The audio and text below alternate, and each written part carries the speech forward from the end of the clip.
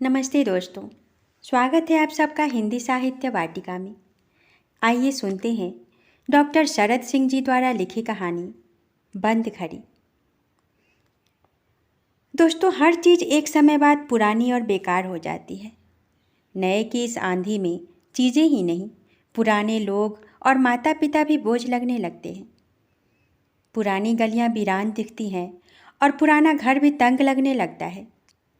प्रकृति का नियम यही है कि हर चीज़ कभी न कभी पुरानी होती है। इसलिए नए के मुंह में पुराने को भूलना सच्चाई से आंख चुराना है। यही इस कहानी का मूल विषय है। तो आइए सुनते हैं कहानी बंद घड़ी। 60 साल हो चले हैं अम्मा को इस घर में रहते हुए। उन्हें देखकर 60 साल पहले वाली लंगड़ी धप्पा खेलने वाली 15 वर्षीय किशोरी की कल्पना कठिन है। इसी उम्र में ब्याह करके वह इस घर में आई थी। तब अम्मा को न तो बाल विवाह का अर्थ पता था और न सही मायने में विवाह का। गांव से इस शहर के मछरियाई मोहाल में आकर अम्मा ऐसी बसी कि उन्होंने यहीं अपना छोटा मोटा गांव बसा लिया। दिलचस्प यह है कि अम्मा का यह गांव उनके घर की दहलीज तक ही सिमटा था। सूखी लकड़ियों की बाड़ और बाड़ के भीतर गोबर से लिपा हुआ घर शहर में होकर भी शहर से अलग थलग था और आज भी वैसा ही है। अम्मा घर के भूगोल में इतनी रच बस चुकी हैं कि आंख बंद करके बिना किसी वस्तु से टकराए चहलकदमी कर सकती हैं। इस घर का सब कुछ वर्षों पुराना और परिचित जो ठहरा। घर की छत पर आज भी अंग्रेजी खपरेल की छाजन है और आज भी आंगन में बकरी बंधी दिखाई दे जाती है। यह बकरी ही अम्मा के अकेलेपन का सहारा है। ऐसा नहीं है कि अम्मा के घर में बिजली का कनेक्शन था ही नहीं। दरअसल बिल भुगतान न कर पाने पर एक बार जो कनेक्शन कटा तो अम्मा ने भी चैन की सांस लेते हुए सोचा कि चलो मुसीबत खत्म हुई। अब इस उम्र में बिल भरना अम्मा के लिए मुसीबत थी। वह देर तक लाइन में खड़ी नहीं रह सकती है और इस संवेदनहीन वातावरण में उन पर दया किसी को आनी नहीं है। यही हुआ था एक बार। अम्मा बिल भरने के लिए लंबी लाइन में लगी थी। उसी समय कोई नौजवान आया और अम्मा के आगे लाइन में घुसने की कोशिश करने लगा। अम्मा को नागवार गुजरा। उन्होंने नौजवान को डांटते हुए कहा, मैं पहले से लाइन में लगी हूँ, इसलिए तुम्हें मेरे आगे नहीं पीछे खड़े होना चाहिए। अरे ढोको, पटर पटर ना करो, तुम्हें काहे की जल्दी है? तुम्हारे लाने तो बस यही एक काम है, लगी रहो शाम तक लाइन में। अर्थात अरे बुढ़िया, तुम्हें क्यों जल्दी है? तुम्हारे लिए तो बस यही एक काम है, नौजवान ने कहा। उसकी बात सुनकर सभी लोग हंसने लगे। अम्मा ने अपमानित महसूस किया और तय किया कि अब कभी बिल भरने नहीं आएंगे। इसके बाद एक दो बार हरकिशन ने बिल भर दिया, लेकिन ऐसा कब तक चलता? हरकिशन को अपने ही बिल भरने की फुर्सत कठिनाई से मिल पाती थी। वह भला अम्मा का बिल कहाँ तक भरता? बिल नहीं भरा गया तो बिजली काट दी गई। अम्मा बचपन के तेल की ढिबरी वाले युग में लौट गई, वह भी खुशी खुशी। अम्मा के घर में बिजली की आवश्यकता है ही किसे? बकरी को अंधेरे में भी दिखाई दे जाता है और अम्मा के लिए अपने घर में ऐसा कुछ भी अपरिचित नहीं है जिसे रात को देखने के लिए बिजली की ज़रूरत पड़े। अचानक अम्मा ने नज़र उठाकर घड़ी की ओर देखा। यह घड़ी अम्मा के उनको अर्थात पति को सेवानिवृत्ति के समय उपहार में दी गई थी। उनके जीते जी यह चलती रही। उनके जाने के बाद जब तक एक भी बेटा घर में रहा, घड़ी में बैटरी डलवाता रहा और घड़ी चलती रही। अम्मा के चारों बेटे अपने अपने परिवारों के साथ घर से निकल लिए तो घड़ी भी अम्मा की तरह उपेक्षित हो गई।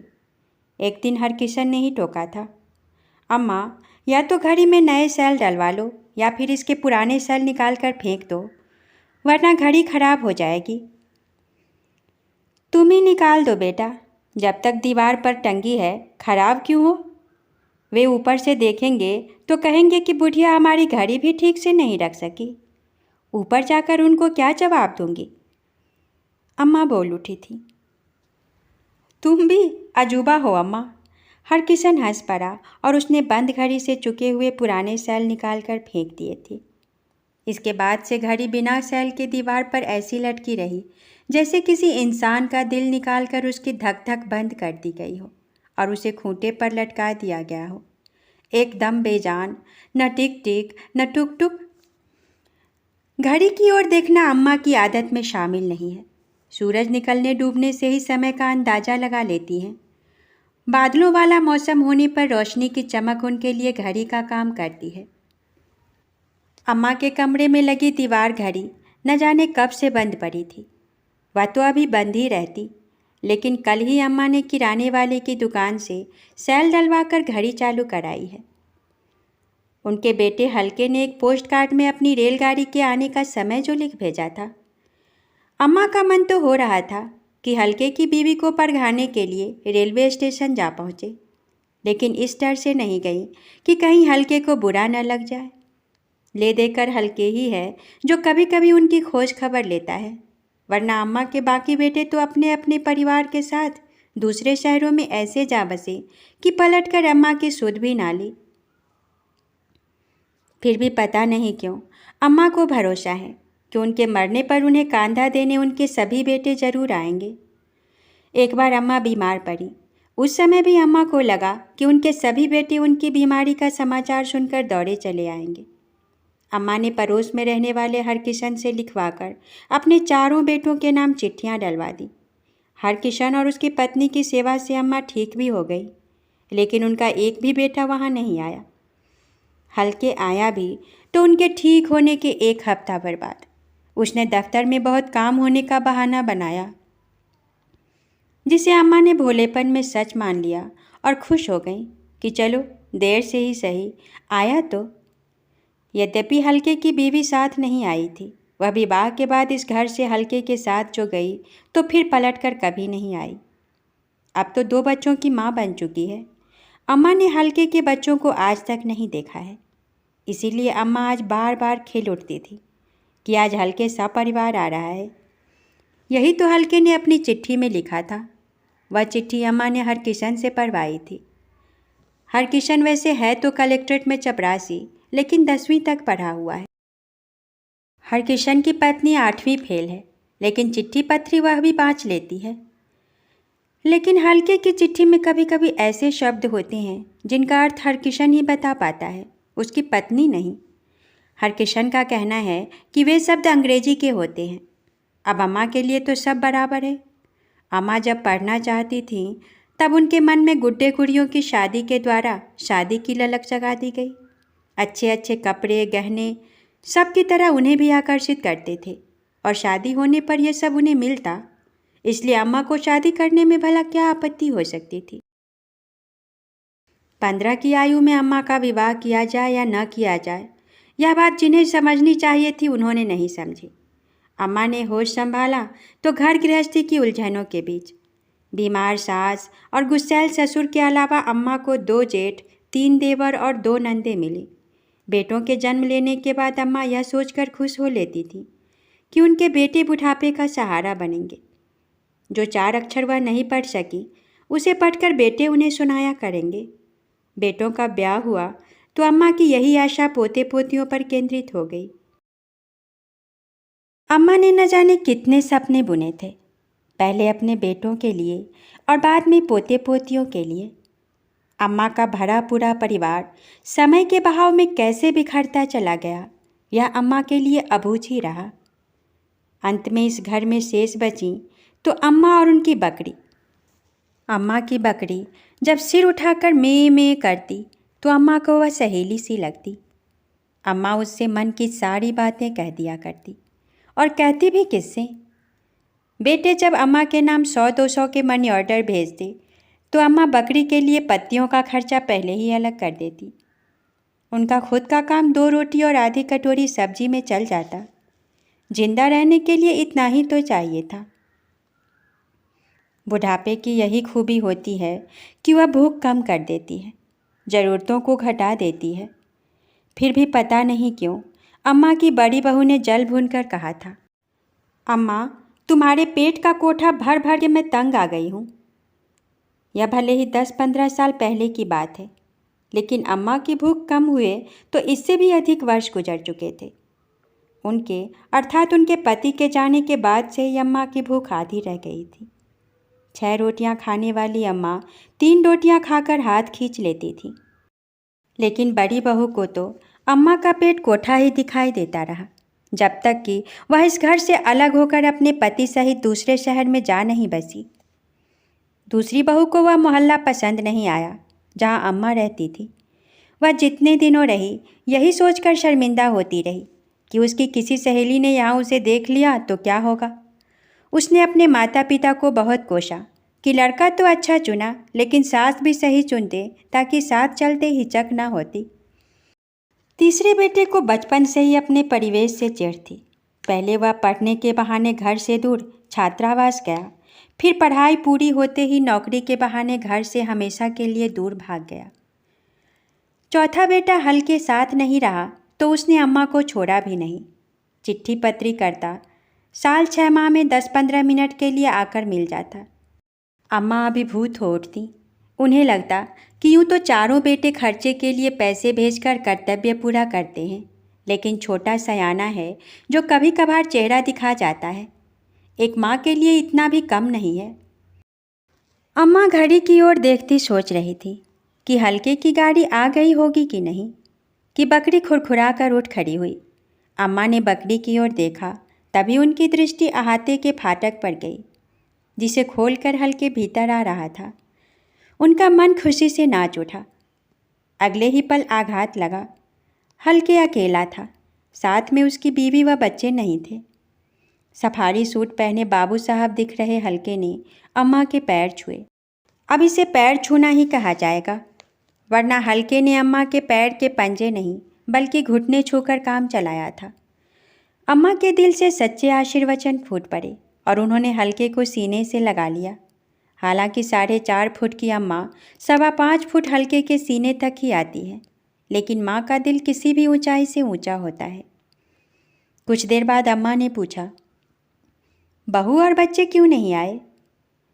इस पर हल्के ने बताया कि वे आए तो हैं, लेकिन रेलवे स्टेशन से ही चाची के घर सद्भावना नगर चले गए हैं। यह सुनकर अम्मा को आश्चर्य हुआ। हल्के ने स्पष्ट किया कि बहू को अम्मा के घर का गंवारू माहौल पसंद नहीं है, इसलिए वह यहाँ नहीं आई। अम्मा चाहें तो सद्भावना नगर बहू से मिलने चल सकती हैं। अम्मा को ठेस तो पहुँची, लेकिन माँ की ममता ने सब कुछ एक ओर सरकाकर बेसन के लड्डू आगे रख दिए, जो बड़ी कठिनाई से खुद बनाए थे। लड्डू बांधते अम्मा के कांपते हाथों को देख हरकिशन की पत्नी ने टोका भी कि जब जांगर नहीं चलती है तो काहे को लड्डू बांध रही हो अम्मा। लेकिन माँ की ममता विचित्र होती है, बुढ़ापे व कमजोरी से कांपते हाथों में भी ताकत भर देती है। हल्के ने सधे स्वर में कहा, अम्मा, तुम्हारी बहू चाहती है कि घर को बेचकर हम सद्भावना नगर में ज़मीन ले लें। हल्के की बात सुनकर अम्मा सन्न रह गई। अम्मा की प्रतिक्रिया जाने बिना हल्के ने इतना और कहा कि 2-4 दिन में लिखा पढ़ी हो जाएगी, एक खरीदार मिल गया है। अम्मा अवाक रह गई। उनसे पूछे बिना ही खरीदार भी ढूंढ लिया। जिस घर में उन्होंने होश संभाला, जवान हुई, उसी घर को उनसे छीनने की योजना बना ली गई। पुराना और खपड़ैल वाला ही सही, लेकिन है तो उनका घर। इसी की भीतर वाली कोठरी में पैदा हुआ था हल्के। बेटा मोह छोड़ सकता है, लेकिन वह कहाँ जाएंगी इस घर को छोड़कर। उन्होंने डबडबाई आंख से बकरी को देखा, जो उन्हीं की तरह बूढ़ी हो चली थी। अम्मा को लगा मानो बकरी विनती कर रही हो कि अब चला चली की बेला में इस घर से मेरा खूंटा तो मत उखाड़ो। हो सकता है यह बकरी के नहीं, अम्मा के मन की बात हो, लेकिन अम्मा को यह घर अपने खूंटे की तरह प्रतीत हुआ। उन्होंने इस खूंटे से जीते जी अलग होने की बात कभी भी नहीं सोची थी। उनका मन धड़कने लगा। हल्के ने मनचाहा उत्तर पाने की गरज से अम्मा के हाथ थाम लिए। कुछ दिन किराए के घर में रह लो अम्मा, फिर सद्भावना नगर में मकान बनते ही वहाँ चलना। शहर छोड़कर नहीं जाना पड़ेगा तुम्हें। कुछ पल बाद अम्मा ने भावनाओं पर नियंत्रण पाया और थके स्वर में बोली, बहू से कहना कुछ समय की बात है, धीरज धरे, मेरे बाद उसी का है ये सब। हल्के को ऐसे उत्तर की आशा तो थी, फिर भी उसका हाथ कांपा और अम्मा के हाथ उसके हाथों से छूट गए।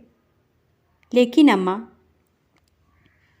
चंद दिनों की ही तो बात है बेटा, कौन जाने इससे भी पहले। तुम बेकार बात करने लगी, हल्के झुंझलाया। तुम लोग यहीं आकर क्यों नहीं रहते?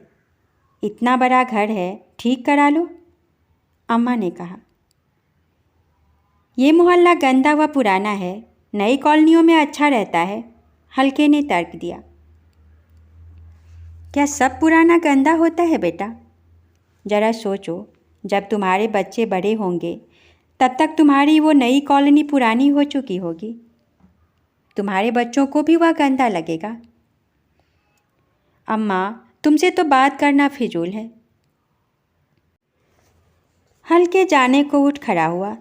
अम्मा अहाते के फाटक तक पीछे पीछे गई, लेकिन हल्के ने पलट कर नहीं देखा। वह नाराज़ था। अम्मा के जी में आया कि अभी करते घर बहू के नाम, लेकिन बकरी की याद ने उन्हें ऐसा करने से रोक दिया।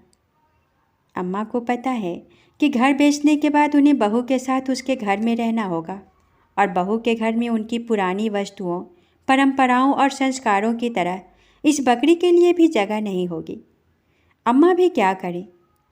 उम्र के आखिरी पड़ाव में आकर एक झटके से सब कुछ तो नहीं छोड़ सकती हैं। हल्के के जाने के बाद अम्मा पलटकर अपनी बकरी के पास आई और उससे पूछ बैठे, मैंने हल्के से ठीक कहा ना? बकरी ने मूक समर्थन किया।